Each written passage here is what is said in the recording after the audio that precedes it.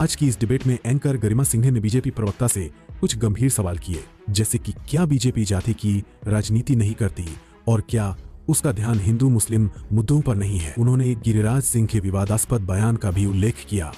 जब बीजेपी प्रवक्ता इन सवालों का सही जवाब नहीं दे सके तो कांग्रेस प्रवक्ता ने तुरंत हमलावर रुख अपनाया। कांग्रेस प्रवक्ता ने आरोप लगाया कि बीजेपी सिर्फ धर्म और जाति की राजनीति करती है और उनके असली मकसद बड़े उद्योगपतियों को फायदा पहुंचाना है।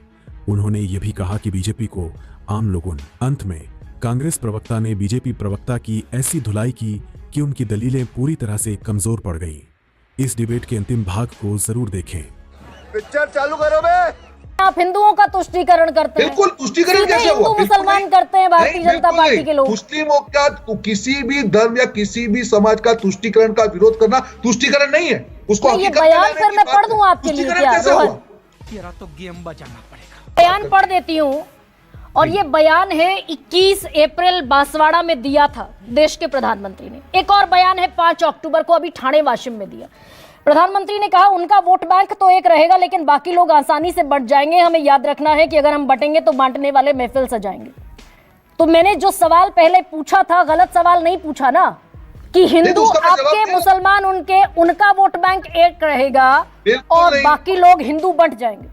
बिल्कुल तो मुसलमान आपके नहीं है। फिर रोहन गुप्ता, ये बड़ी अच्छी बात कही आप। मैं आपको दे रहा हूं, तेलंगाना में कांग्रेस की सरकार आई, वहां पे सब प्लान था SC/ST का, उसका 67% बजट डाइवर्ट करके माइनॉरिटी दे दिया गया। तो तुष्टीकरण सवाल को गौर कर रहे हैं रोहन गुप्ता। आप कांग्रेस पर जाते हैं, जवाब ही दे रहा हूं। अरे आपको जो जवाब सुनना है वो तो मैं नहीं दूंगा गरिमा जी। मैं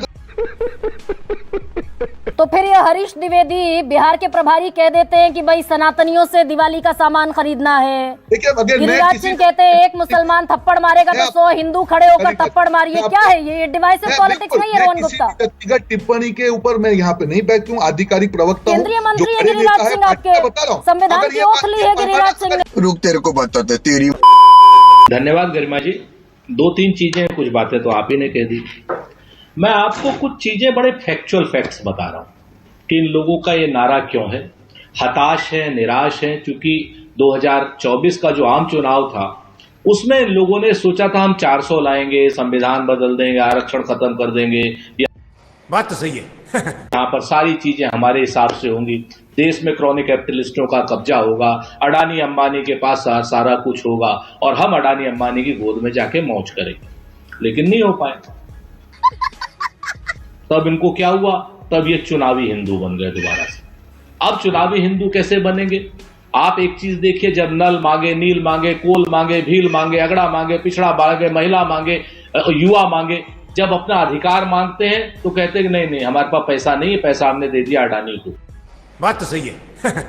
जब हम संसाधन मांगे, इतने लोग नल नील कोल भील अगला पिछड़ा सब संसाधन मांगते हैं, तब ये सारे संसाधन अडानी को। लेकिन जब इनको चुनाव में वोट लेने होते हैं तब कटेंगे, बटेंगे, छटेंगे, ये करेंगे, वो करेंगे, एक हो जाओ, नेक हो जाओ, सारी चीजें, जाति में मत बटो। ये हुई ना बात। कभी कि योगी जी का, मोदी जी का, भागवत जी का या इनके किसी एक आदमी का भी बयान दिखा दीजिए जिसमें उन्होंने जाति के अलावा यह भी कहा हो कि धर्म के नाम पर भी बटेंगे तो कटेंगे। अगर आप एक भी बयान आप दिखा दो कि हिंदू मुसलमान के नाम पर भी अगर बट गए तो कट जाएंगे, पूरी अंतरराष्ट्रीय शक्तियां काट डालेंगे, अगर एक बयान इनका हो। नहीं, ये बड़ी अच्छी बात कही आप। क्योंकि ये जाति को चाहते हैं, अधिकार नहीं देना चाहते, जाति जनगणना को अधिकार नहीं देना चाहते, पिछड़ों को अधिकार नहीं देना चाहते, नल को, नील को, कोल को, भील को अधिकार नहीं देना चाहते। अरे ये बात है। ने तो अरे सुन तो लीजिए गरिमा जी, काहे को शांत गदाधारी भीम, शांत हो जाइए। थोड़ा सा गुस्सा हमें करना चाहिए, आप कर रही हो। आप 7:34 में हमें लाई हो तो हमें गुस्सा करना चाहिए, आप कर रही हो, मत करिए। हम आपको बताते हैं एक लाइन में हमने गलती करी, हमने उस भूल का सुधार किया है। राहुल गांधी जी ने कांग्रेस पार्टी की उस ऐतिहासिक भूल का सुधार किया है जिसमें जात पर, नापात पर, मोहर लगेगी हाथ पर, ये सारी चीजें। बिल्कुल, जब तक हम संसाधनों पर हम और इनकी तरीके से क्रॉनिक कैपिटलिस्ट को लाते भी नहीं थे। हमने किसी अडानी अंबानी के लिए देश नहीं चलाया। देश में अडानी और अंबानी हमारे लिए काम करते थे, यानी देश के लिए काम करते थे। पहली ये सरकार है जो सरकार अडानी और अंबानी की सेल्स एजेंट के रूप में विदेशों में जाती है, चाहे वो तंजानिया में जाती हो, बांग्लादेश में जाती हो और चाहे श्रीलंका में जाती हो। कभी ऐसा क्रॉनिक कैपिटलिस्ट का विकराल रूप आपने पहले नहीं देखा होगा। Relax and take notes while I take totes of the marijuana smoke. Oh, you wanna choke? Gun smoke, gun smoke. Biggie smoke for mayor, the rap slayer, the hooker layer.